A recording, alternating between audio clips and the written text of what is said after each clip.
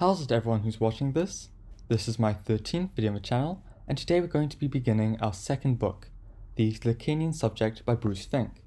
I'm quite excited to be going over this book, since it will serve as some necessary background for when we eventually get to Lacan's own seminars. Before we begin, it might be helpful to understand just who Jacques Lacan and Bruce Fink are. Since this is going to be a bit lengthy, I have a timestamp in the description where you can skip ahead to the actual book. Jacques Lacan was a decisive figure in psychoanalysis. During his life, he was heralded both as a new Freud, guiding psychoanalysis back on course and out of the vile clutches of ego psychology, but also as a wretched corrupter of Freud's name, a renegade Lucifer usurping the Almighty's voice, as I believe some put it. Born in 1901 and dying in 1981, Lacan's relationship with the psychoanalytic establishment was tempestuous at the outset. He first became a member of the Société Psychanalytique de Paris in 1934, beginning a private practice 2 years later. In 1953, he would be kicked out of an international psychoanalytic association over his practice of analyzing patients for shorter periods than the standard 1 hour. Lacan accused the IPA of rejecting Freud's vision in favor of ego psychology, a practice based on the work of Freud's daughter, Anna Freud, which worked to build up the ego as a way of helping the patient. Lacan's response to what he saw as a betrayal of the father of psychoanalysis was to call for a return to Freud, what he is most known for today. In his return, Lacan brought with him a whole new way of viewing Freud, examining his texts through the lens of structural linguistics and a myriad of other sciences, from biology to topology. Following his expulsion from the IPA, Lacan would eventually found what would become the École Freudienne de Paris in 1964. Throughout this entire time, from 1952 to 1980, Lacan presented and recorded a large series of lectures detailing his own psychoanalytic theory. It's these seminars that I hope to cover on this channel, using this book as a sort of introduction to his thought, Bruce Fink being one of the most foremost Anglophone scholars of Lacan today, being the translator of a myriad of Lacan's seminars and writing. Without further ado, let's start the first chapter, titled Language and Otherness. This part is composed of 3 fairly short sections. Firstly, a slip of the other's tongue, then the unconscious, and finally, but not at all leastly, foreign bodies. He begins a slip of the other's tongue by relating the story of a patient walking into their analyst's office and looking them straight in the eye before stating, I know that in my relationship with my father, there was a lot of tension, and I think it came from the fact that he was working much too hard on a schnob that he couldn't stand and took it out on me. The goal Fink has in relating the story to us is to show that there are always multiple levels of discourse. There's first the level of what the speaker wanted or meant to say, in this case, the word job, and secondly, the level of what the speaker unintentionally says, schnob. This second form of discourse takes what the speaker sought to say and deforms it.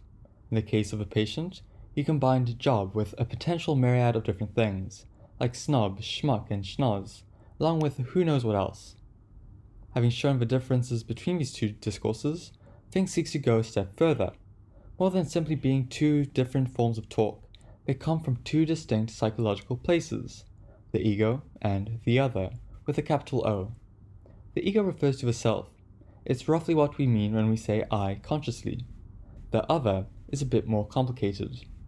Psychoanalysis, Fink says, starts from the presupposition that this other can be located somewhere. These garbled, deformed words come from someplace else than the self. It's this place that Sigmund Freud, the father of psychoanalysis, called the unconscious. To demonstrate what he means, Fink offers this diagram. We tend to think that it's us in control. It's us who chooses what we say and what we do, ourselves. However, sometimes, it's as if something takes control momentarily, as if something other speaks through our mouths. Whereas most people may dismiss these slips of the tongue as meaningless, the psychoanalyst would rather state that the truth has spoken. The question now is how this other gets inside us in the first place, accounted for Lacan with this. We are born into a world of discourse, a discourse or language that precedes our birth and that will live on after our death.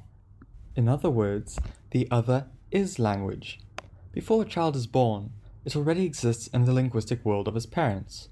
They try to select its name, talk about their hopes and dreams for it, begin imagining what it will be like to have another member of a family, and so on and so on. From the very beginning, or even before the beginning, each individual is doused in language. When the child is eventually born, they're essentially obliged to enter it in order to express their wants and desires. However, the other acts as a filter. They use words that aren't their own, words passed down from all those around them, molding their desires as it goes. To represent this, Fink offers another diagram. Going even further still, Jacques Lacan would say that not even the baby knows what it wants before it assimilates language or the other. When a baby cries, meaning is only projected onto it by its caregivers. Although it may experience a general feeling of discomfort, it's only when that crying is translated, for example through the phrase "she must be hungry," that meaning is retroactively dictated. In Fink's words, meaning in this situation is determined not by the baby, but by other people, and on the basis of the language they speak. The other is assimilated by the child as an attempt to essentially bridge the gap between need as a vague, inarticulated mass that has meaning imposed on it, and desire as socially understandable. It thus has a double role as the sort of insidious force that enters us and molds our desires, yet also is necessary in that it lets us communicate. In Lacanian theory, everyone who learns a language is somehow alienated from themselves, a concept Fink promises to get back to later on. This brings us to the next section, titled simply The Unconscious. He begins by stating, Now, while this accounts for the foreignness of the mother tongues, we have yet to account for that other discourse, which somehow seems still more foreign, the unconscious. Turning back to the ego's discourse, he goes on to say that it itself is also an other in a way, other this time with a lowercase o, the importance of which we'll look at later on. Since the self is permeated by the capital O other, it's already alienated from us. It isn't truly reflective of us. Although he does go too much farther down this path in this chapter, he does note that the idea of a concrete self seems to break down to a degree. We are just as other to ourselves as we are to people around us. He looks back now to the question he began with this section with. What exactly is the unconscious? In Lacan's words, the unconscious is structured like a language. Although often misunderstood to be so, things like emotions aren't what make up the unconscious in Freud's eyes. Instead, it's what is repressed, what Lacan translates out of German as representance of representation, which he equates to linguistic signifiers, something we looked at in detail in our last series of videos on Ferdinand de Saussure. Therefore, in Lacan's eyes, when a word or part of a word sinks below the surface of consciousness, when it is repressed, it doesn't simply disappear. Rather, it forms a system, much like the synchronic language states we looked at with Saussure. When Lacan says the unconscious is like a language, he doesn't mean it's like English or French or Hebrew. No, rather he means that it obeys a kind of grammar that acts as a set of rules that dictates the transformation and slippages that go on inside it. For example, as Fink says, it has a tendency to break words down into their smallest units and recombine them as it sees fit, to express the ideas of job, snob, schnoz, and schmuck all in the same breath. All the unconscious is a chain of these signifying elements, these words and word parts, letters and phonemes which unfold in a very specific way out of the control of the ego or self.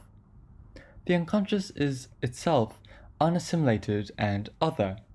Returning now to the quip that the truth has spoken, it may seem that the analysand, Lacan's word for patience, has revealed their true feelings and desire. For example, that they felt their father pay more attention to a big-nosed sibling perhaps. It is only vaguely truer. It might be that their mother would always tell them that their father was a schmuck, and that this was internalized by the analysand, causing the tension in their relationship. In this sense, even desire is other in a way. In fact, an important point on desire Fink brings up is that often the unconscious is chock full of desires that the conscious subject doesn't even care for. They may one day realize that they don't really care about the dream they've been chasing, or that they're striving to reach standards that they don't even endorse. In this sense, the unconscious is overflowing with other people's desires, internalized by the subject. For example, there's the desire of your parents, your friends, your colleagues, and so on. Through recognizing this fact, we can say that other people's views and desires flow into us via discourse. It's for this simple reason that Lacan says that the unconscious is the capital O others discourse. The unconscious is full of other people's talk, other people's conversations, and other people's goals, aspirations, and fantasies. This talk is internalized inside ourselves. This can most clearly be seen what Freud termed the superego, the guilty conscience. Fink offers a fictional account of Einstein overhearing his parents as a young child discussing how he would never amount to anything. Perhaps Einstein didn't understand what the words meant at that age, but they regardless found a place repressed in his unconscious mind. When he sat down in class, ready to take a maths test that would decide his grade, those words ran around in his head, short-circuiting consciousness and making him unable to make sense of a test for reasons he had no idea of. Then, irony of ironies, it turns out that his parents were rather talking not about their own son, but rather about the next-door neighbor's kid. Lacan's goal was to show how such occurrences are possible. The unconscious, as a chain of signifiers, stored the memory of those words deep inside of it, which, although Einstein himself was unable to remember them, remembered them for him. In Fink's words, the unconscious counts, records, takes it all down, stores it, and can call up that information at any time. Concluding this section, Fink introduces a new term, the symbolic order, the regime of language. This order holds on snatches of conversations forever, since, as Freud says, unconscious elements are indestructible. At the most basic level, our native language can be referred to as a mother tongue, with a capital O, since it is the discourse and desires of others around us that gets internalized inside of us. However, by internalization, Fink doesn't mean that it becomes ours, rather that it remains inside us, still as an other, in other words, as a foreign body. This brings us to the last section we'll be looking at, fittingly titled Foreign Bodies. He begins by stating that the big other corresponds to what is referred to in structuralism as structure.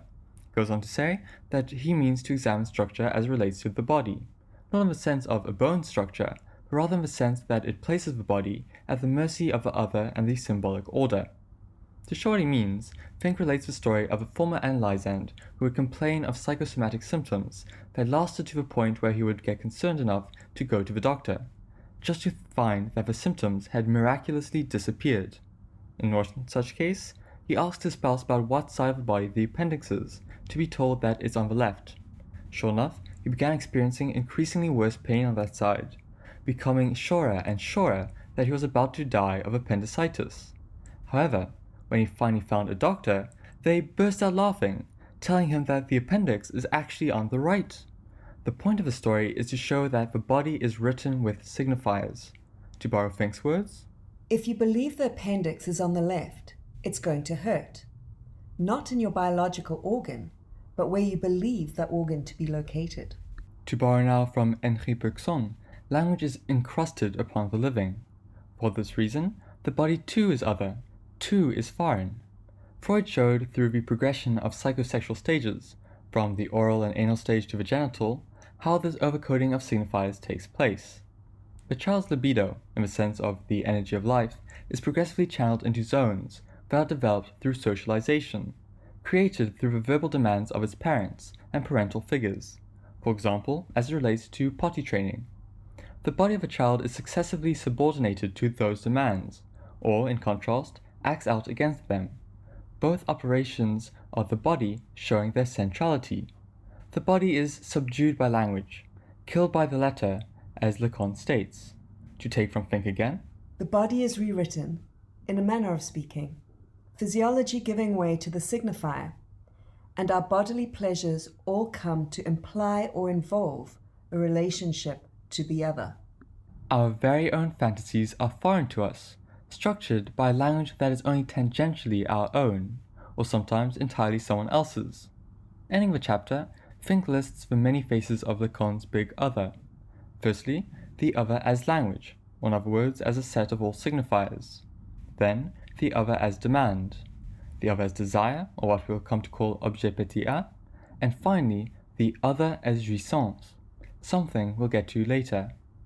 Now, this concludes the chapter on language and otherness from Bruce Fink's book, The Lacanian Subject.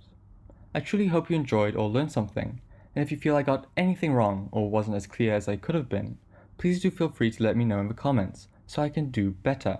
Next time, we'll look at his chapter on the nature of unconscious thought, seeing how the other half thinks. Until next time, bye.